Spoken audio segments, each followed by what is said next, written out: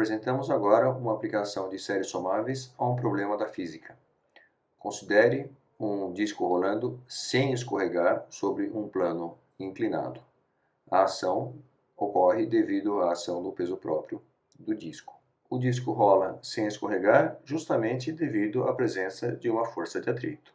Um resultado clássico da física diz que o trabalho realizado pela força de atrito ao longo do percurso do disco é nulo. E para explicarmos este fato do ponto de vista matemático e analisarmos outros correlacionados, usamos séries somáveis. Dividimos a apresentação em duas partes. Na primeira, fazemos uma rápida, breve revisão dos conceitos da física que serão necessários. E na segunda parte, aplicamos as ideias de séries somáveis à resolução do nosso problema físico. Relembramos o conceito de forças. Uma força é um vetor aplicado. Os detalhes vocês podem acompanhar no texto que acompanha este vídeo. O ponto de aplicação da força é muito importante. De fato, se nós pegarmos o mesmo vetor, uma entidade que tem a mesma direção, o mesmo sentido, a mesma intensidade, e aplicarmos em dois pontos diferentes de uma barra, a tendência que a barra tem de girar no sentido horário e anti-horário vai ser diferente. Então, reforçando, o ponto de aplicação de uma força é importante. E forças são vetores aplicados. Consideramos agora o trabalho realizado por uma força aplicado em um ponto que se move horizontalmente.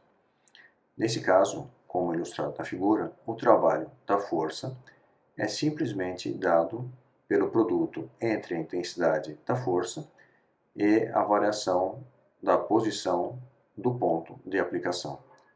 Quando o ponto P, que tem velocidade variável, trafega sobre uma reta, o trabalho realizado por uma força variável é dado pela integral entre o produto escalar da velocidade e a força. A velocidade do ponto de contato do disco com o plano inclinado é zero, pela simples razão que o disco não escorrega. Então, se considerarmos dois pontos adjacentes, um no disco ponto A e outro o ponto B no plano inclinado, os dois pontos devem ter a mesma velocidade, porque não há escorregamento. Como o ponto B está parado, então o ponto A também deve estar. Retornamos agora à figura inicial de nossa apresentação. Colocamos a força de atrito no ponto A, cuja velocidade é nula. O ponto A é o ponto de contato entre o disco e o plano inclinado. O que ocorre é que nós temos uma quantidade não enumerável de forças, cada uma sendo aplicada em um ponto da circunferência do disco, que ela deixa de ser nula quando esse ponto entra em contato com o plano inclinado. Que o trabalho da força de atrito é nulo pode parecer até trivial, porque, afinal de contas, a soma de zeros, mesmo em uma quantidade não enumerável, é zero.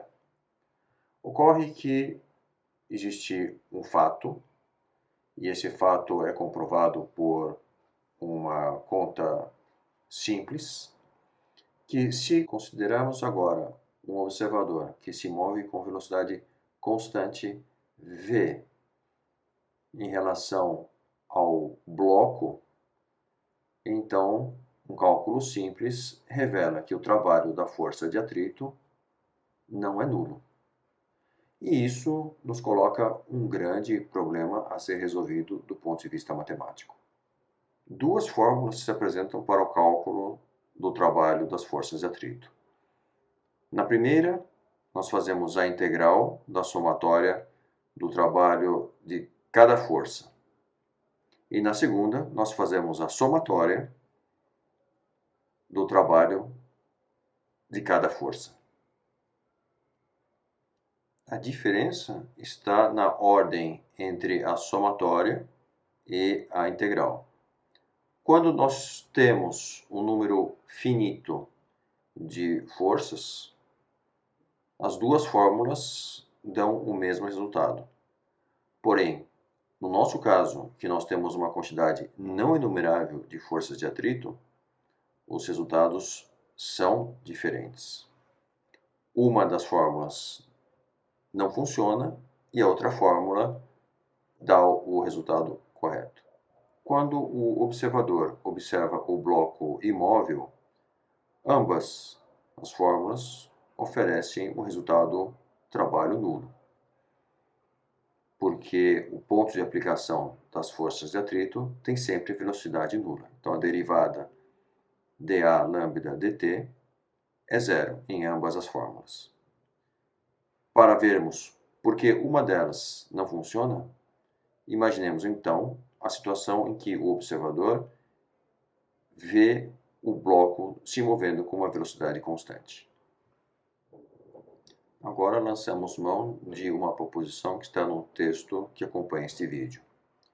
Na proposição temos uma família F de elementos x e lambda, em que lambda é um indexador que pertence a um conjunto que pode ser enumerável ou não enumerável. A proposição nos diz que se F, esta família, for somável, ou seja, que a soma de seus elementos faz sentido e não dá infinito, então ou o próprio lambda é enumerável ou o subconjunto de elementos de lambda, tais que x de lambda não é nulo, é enumerável. Consideremos agora a fórmula B, para vermos que ela não pode estar correta. A fórmula B não pode estar correta porque lambda, que é o indexador, corresponde aos pontos da circunferência, que são os pontos de contato entre o disco e o plano inclinado. Olhemos com mais detalhe agora a integral que aparece nessa fórmula. No integrando comparece o produto escalar entre a velocidade do ponto de contato que o observador agora enxerga se movendo com velocidade v constante e a força de atrito F de lambda. F de lambda, a força de atrito, tem sempre a mesma direção e sentido. Portanto, essa integral resultará nula ou resultará em uma quantidade sempre com o mesmo sinal para todo o lambda e para todo o t. Em ambos os casos, temos resultados indesejáveis. No primeiro caso, o trabalho das forças sempre será nulo. E, no segundo caso, teremos a soma de uma quantidade não enumerável de quantidades positivas ou negativas, o que leva a um resultado desastroso. Olhemos agora para a fórmula A, que está correta. No integrando, comparece uma função bem definida. De fato, para cada t existe apenas um lambda para o qual o produto escalar não é nulo. E, de fato, a somatória resulta em uma função constante, que é integrável. Se você quiser saber mais, os detalhes estão no nosso livro-texto.